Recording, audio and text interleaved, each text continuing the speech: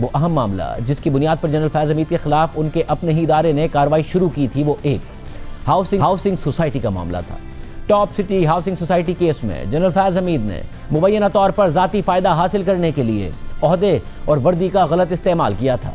मई 2017 में जनरल फैज़ हमीद ने मुल्क की एक कारोबारी शख्सियत की हाउसिंग सोसाइटी का कंट्रोल हासिल करने के लिए उन समेत उनके ख़ानदान को अपनी टीम के ज़रिए तशद्दुद का निशाना बनाया।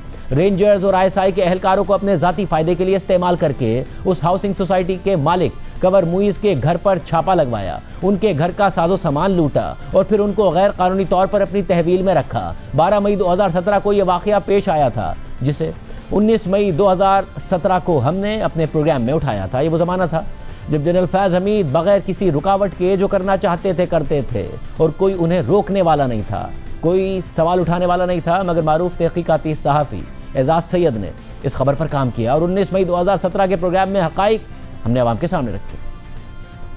इस बारे में हमारी हाउसिंग स्कीम की मिल्कियत रखने वाले खानदानी ज़राए से बात हुई है। खानदानी ज़राए दावा करते हैं मामला ज़मीन पर कब्जे का है, लेकिन इसे MQM लंदन से जोड़ने की कोशिश की जा रही है। जुमे की सुबह टॉप सिटी 1 की साइट, उसके दफातर और प्रोजेक्ट के मालिक कंवर मुईज़ के घर पर रेंजर्स ने छापा मारा और उन्हें गिरफ्तार करने के साथ साथ घर में मौजूद जेवरात, नकदी और लाइसेंस याफ्ता असला भी साथ ले गए। ये खानदानी ज़राए का दावा है। खानदानी ज़राए ये भी कहते हैं कि छापे के दौरान टॉप सिटी 1 के दफातर से तमाम रिकॉर्ड और मशीनें भी साथ ले गए हैं।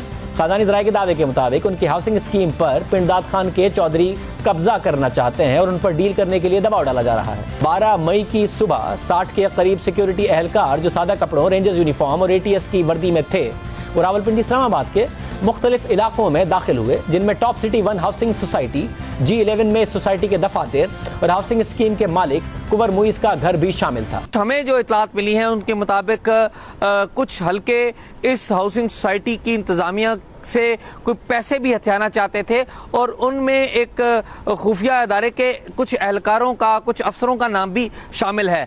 मई 2017 में जब जनरल फैज़ हमीद बहुत ताकतवर थे, उस वक्त हाउसिंग सोसाइटी का स्कैंडल आया।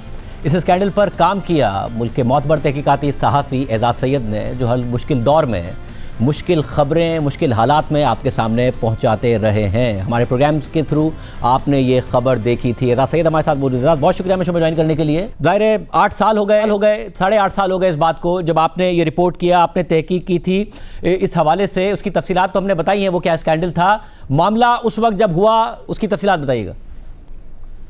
शाहज़ेब बहुत बहुत शुक्रिया। शाहज़ेब, सबसे पहले तो उस वक्त अखबारात में और टीवी चैनल्स के ऊपर एक मामूल की खबर आई थी कि रेंजर्स ने रेड किया है एक निजी हाउसिंग सोसाइटी के ऊपर और इसके ऊपर मुख्तलिफ लोग मुख्तलिफ रिपोर्टिंग कर रहे थे, लेकिन हमने खबर के अंदर की खबर दी थी कि इसके पीछे है क्या। और एट दैट टाइम आपको पता है कि फैज़ हमीद जो है वो बड़े ताकतवर एक अफसर थे, एक इंटेलिजेंस एजेंसी के एक बड़े पावरफुल विंग को हेड कर रहे थे और बाद में उस पूरी इंटेलिजेंस एजेंसी के सरबराह बना दिए गए। उस वक्त हमने बताने की कोशिश की थी और बताया था कि दरअसल इस सारे मामले के पीछे ये हैं और असल हकायक ये थे कि ये इनकी नज़र जो थी वो उस हाउसिंग सोसाइटी की ज़मीन के ऊपर थी और ये चाहते थे कि इस ज़मीन को उनके भाई के नाम या उनके बेनामी हवाले कर दिया जाए। और इस हाउसिंग सोसाइटी के जो सरबराह हैं कंवर मुईज़, उनको मुख्तलिफ तरीक़ों से पैगामात भी दिए गए, बराह रास्त मिलकर भी उनको कहा गया। बल्कि एक खातून इस मामले में थी जो कि कंवर मुईज़ के खिलाफ एक दरख्वास्त गुजार खातून थी, उनसे बराह रास्त से मुलाकात करके फैज़ हमीद साहब ने ये कहा कि ये ज़मीन अगर आप मेरे नाम कर दें तो मैं कंवर मुईज़ से ये ले लूँगा।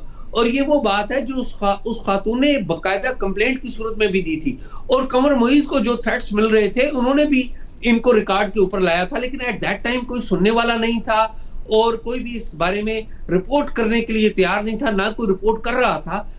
और शाहज़ेब, इसमें मैं आपको भी पूरा क्रेडिट देता हूं और जियो को भी पूरा क्रेडिट देता हूं कि हम जब इंफॉर्मेशन लेके आए तो आपने उस इंफॉर्मेशन को चलाया। और मुझे पता है ज़ाती तौर पे कि बहुत सारे प्रेशर्स थे और बहुत सारे प्रेशर्स हमारी जियो इंतजामिया के ऊपर आए, लेकिन एट दैट टाइम जियो ने स्टैंड किया। और हर दौर में हम कोशिश करते हैं कि जो वक्त के हुक्मरान होते हैं उनके बारे में जो बिटर हकायक है उनको पेश करें। अब ये मामला जब पेश किया गया, बताया गया, तो इसके ऊपर ज़ाहिर है प्रेशर आना था, आया, और बाद में ये उसी अदारे के सरबराह भी बन गए। और जब ये उस अदारे के सरबराह बने तो आपको पता है कि सारे मामले को दबा दिया गया, और ये सोचकर दबाया गया कि शायद इस मामले को कभी इस मामले को रोशनी नहीं मिलेगी, इसकी सुनवाई नहीं होगी।